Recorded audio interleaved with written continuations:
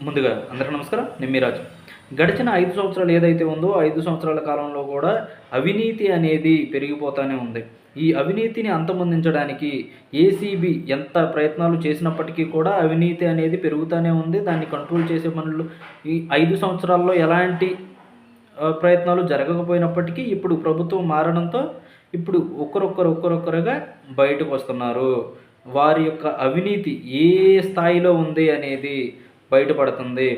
శాంతి endowment assistant commissioner ఆవిడ అసలు జాబ్‌లో జాయిన్ అవ్వకముందే ఎంతటి ఘనకార్యాలు చేశారు, జాయిన్ అయిన తర్వాత ఎంతటి ఘనకార్యాలు చేశారు, కోట్ల విలువ చేసే ప్యాలెస్‌లు కొన్నారు, విల్లాలు కొన్నారు, భూములను సొంతం చేసుకున్నారు. ఇవన్నీ మనం చూసాం. ఇప్పుడు ఇలాగే ఒక అవినీతి తిమింగలం ఏసీబీ వలలో పడిందా అంటే అవును. ఒకసారి ఆ వివరాలు చూద్దాం. లంచం తీసుకున్న దుమ్మాయిగూడ మున్సిపల్ కమిషనర్ను అరెస్టు చేసిన ఏసీబీ. అది అర్థమైంది కదా. దుమ్మాయిగూడలో మున్సిపల్ కమిషనర్గా వ్యవహరిస్తున్నటువంటి వ్యక్తి ఎవరైతే ఉన్నారో ఆయన్ని ఏసీబీ అధికారులు లంచం తీసుకుంటుండగా రెడ్ హ్యాండెడ్గా 50,000 లంచం తీసుకుంటుండగా అరెస్టు చేయడం అయితే జరిగింది. మేడ్చల్ మల్కాజ్గిరి జిల్లాకు చెందిన దుమ్మాయిగూడ మున్సిపల్ కమిషనర్ ఎస్ రాజమల్లయ్య లంచం డిమాండ్ చేసి తీసుకుంటున్నాడు. ఆ సమయంలో ఏసీబీ అధికారులు రెడ్ హ్యాండెడ్గా పట్టుకొని అరెస్టు చేయడం అయితే జరిగింది.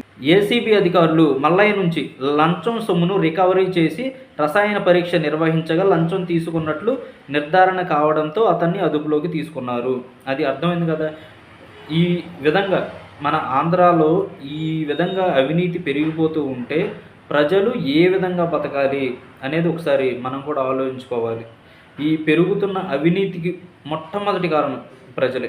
ఎందుకంటే లంచం అడిగాడు అన్నప్పుడు ఏసీబీ అధికారులకు పట్టించవచ్చు. కానీ మనం ఏం చేస్తున్నాం, మన అవసరం తీరిపోతే చాలు, మన ఈరోజు గడిచిపోతే చాలు, వాడు పాపాన ఆడైపోతాడు అన్న రీతిలో వదిలేస్తున్నాం. కానీ వాళ్ళు చేసిన పాపాలకి పేద ప్రజలు నలిగిపోతున్నారు అని గమనించలేకపోతున్నాం. కాబట్టి ప్రతి ఒక్క బాధ్యత కలిగిన పౌరులు కూడా గవర్నమెంట్ ఉద్యోగాల్లో ఉన్నటువంటి వ్యక్తులు లంచం డిమాండ్ చేసినప్పుడు ఏసీబీకి పట్టించి రాష్ట్రాన్ని అవినీతి నుంచి కాపాడాల్సిన బాధ్యత ప్రతి ఒక్క పౌరుని మీద ఉంది.